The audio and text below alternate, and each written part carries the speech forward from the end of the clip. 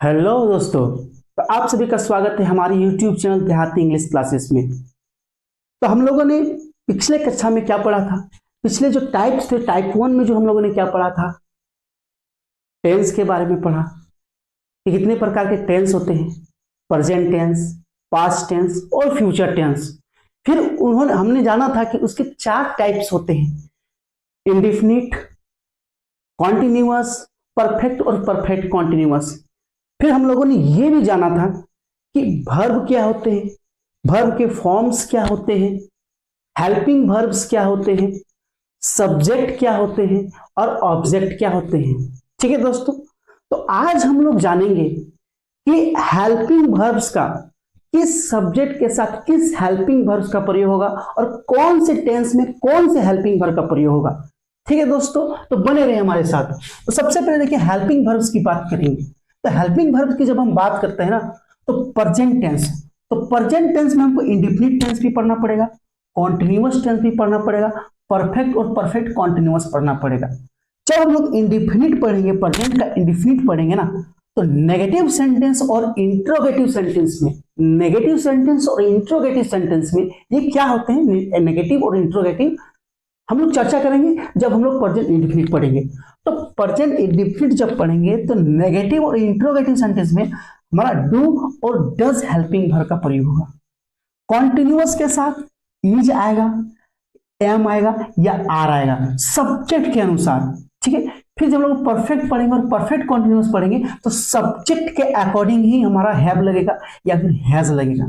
ठीक है दोस्तों, इसी प्रकार जब हम लोग पास्ट टेंस पढ़ेंगे, पास्ट टेंस जब हम लोग पढ़ेंगे और पास्ट टेंस के सेंटेंस के बारे में जानेंगे कि किसे इसको ट्रांसलेट किया जाता है, तो उस समय जो है हमको पास्ट टेंस में हमको भी इंडिफिनिट पढ़ना पड़ेगा। और पास्ट टेंस के सेंटेंसेस को जब इंडिफिनिट हो, चाहे कॉन्टिन्यूअस हो, चाहे परफेक्ट हो, चाहे परफेक्ट कॉन्टिन्यूअस हो, इन सब उन सभी वाक्यों के साथ, उन सभी सेंटेंसेस के साथ हम इन वर्ब्स का प्रयोग करते हैं सब्जेक्ट के अनुसार। जब इंडिफिनिट पढ़ेंगे तो डीड का प्रयोग करेंगे, जब कॉन्टिन्यूअस पढ़ेंगे पास्ट का तो वाज या वर का प्रयोग करेंगे सब्जेक्ट के अकॉर्डिंग। इसी प्रकार जब हम परफेक्ट पढ़ेंगे और परफेक्ट कॉन्टिन्यूअस पढ़ेंगे तो पास्ट टेंस में हम लोग क्या करेंगे, हैड का प्रयोग करेंगे। ठीक है दोस्तों, यहां पर हैड और डीड दोनों में हमने रेड मार्कर का यूज किया है। क्यों किया है अभी हम लोग बताएंगे। ठीक है, क्यों हमने यहाँ पर रेड मार्क और यहाँ पर रेड मार्कर का प्रयोग किया है। ठीक है दोस्तों, और उसके बाद आता है फ्यूचर टेंस, मतलब फ्यूचर टेंस। ठीक है दोस्तों, तो ये फ्यूचर टेंस में क्या होता है, विल या सेल का प्रयोग होता है जो एक मॉडल वर्ब्स होता है।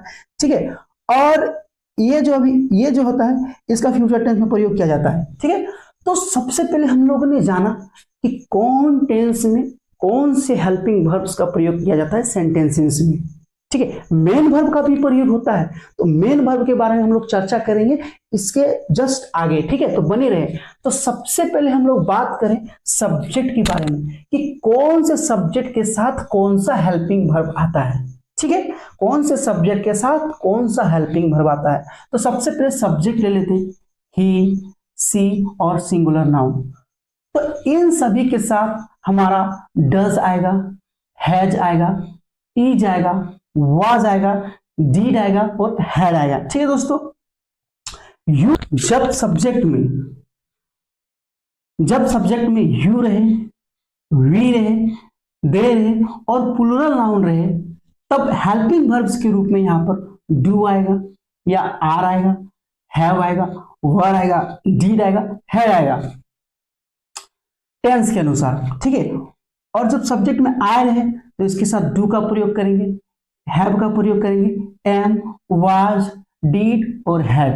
ठीक है दोस्तों, तो सबसे पहले हम लोग, मैंने क्या बोला था, ये डीड और हैड, डीड और हैड और डीड और हैड, इसमें लाल मार्कर इसलिए मैंने मारा है, इसमें रेड मार्कर इसलिए मैंने मारा है क्योंकि आप देख सकते हैं कि ये सभी सब्जेक्ट के साथ डीड और हैड का प्रयोग होता है, डीड और हैड का प्रयोग होता है और डीड और हैड का प्रयोग होता है।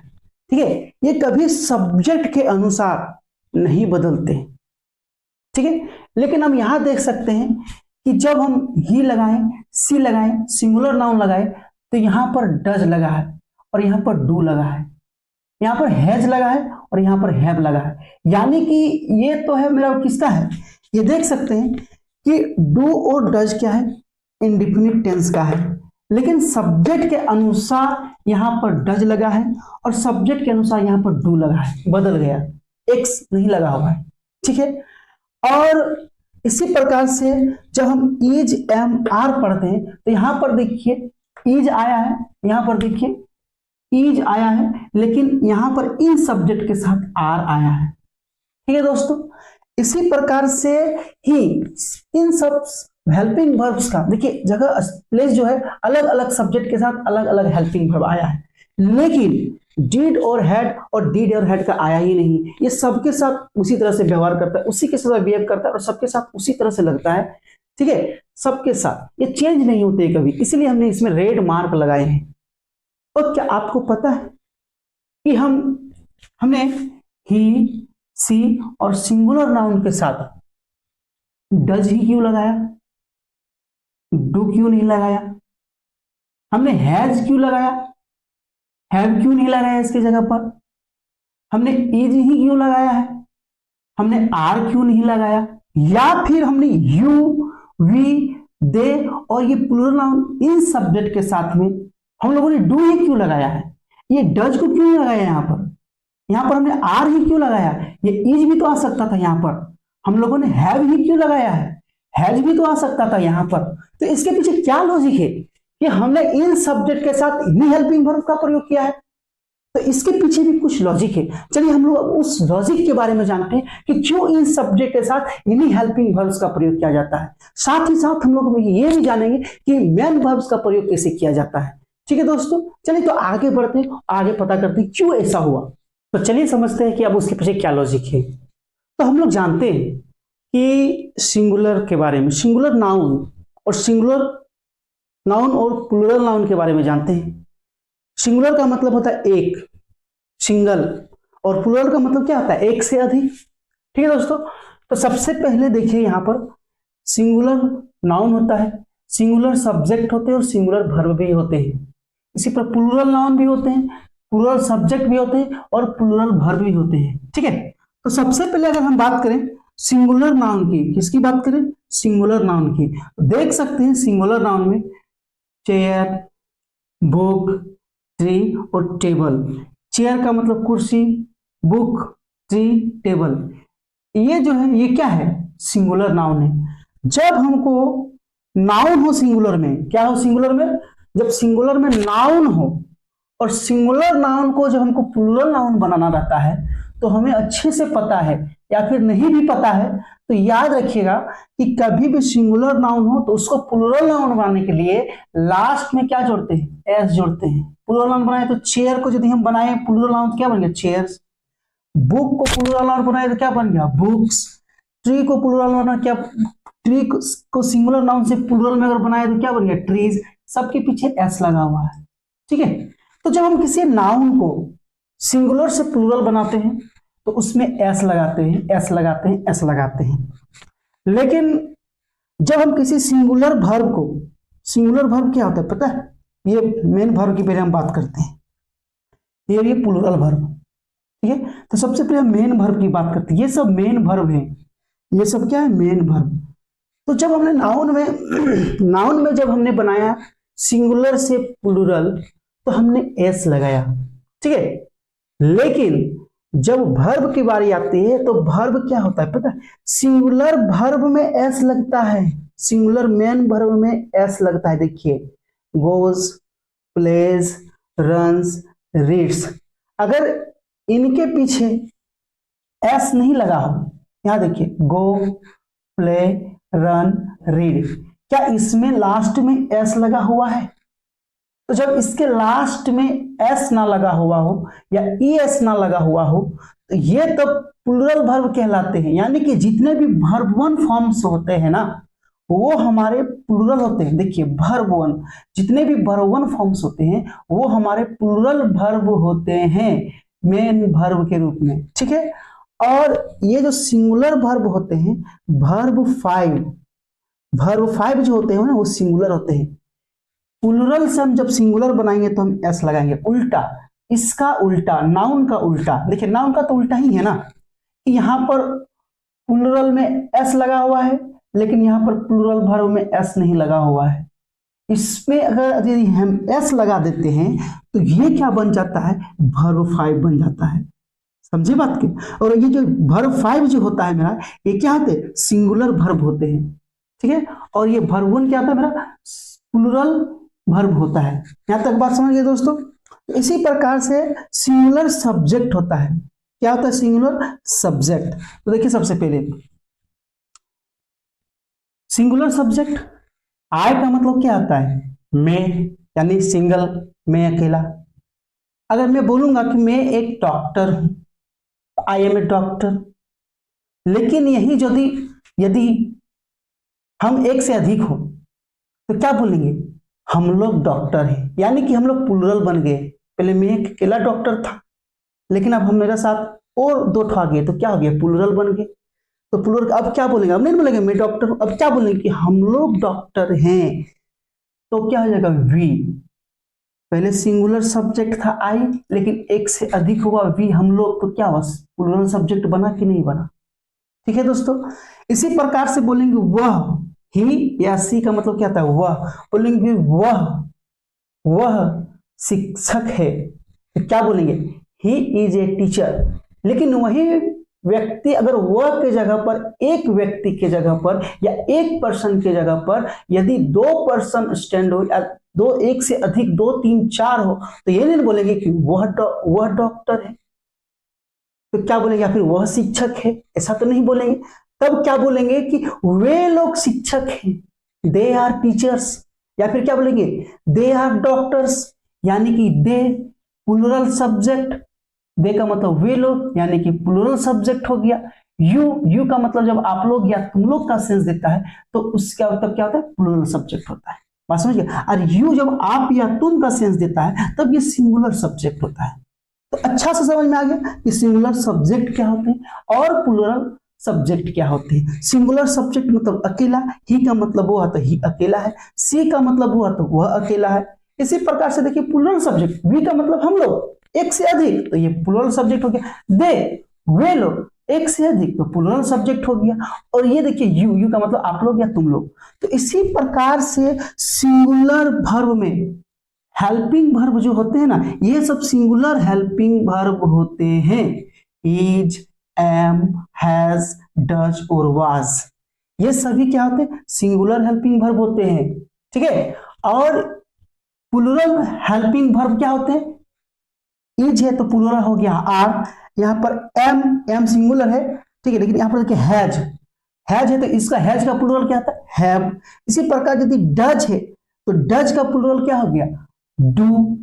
ठीक है, डज सिंगुलर है तो डज का प्लूरल क्या हो गया, डू, प्लूरल हो गया। और डज क्या हो गया, सिंगुलर हो गया।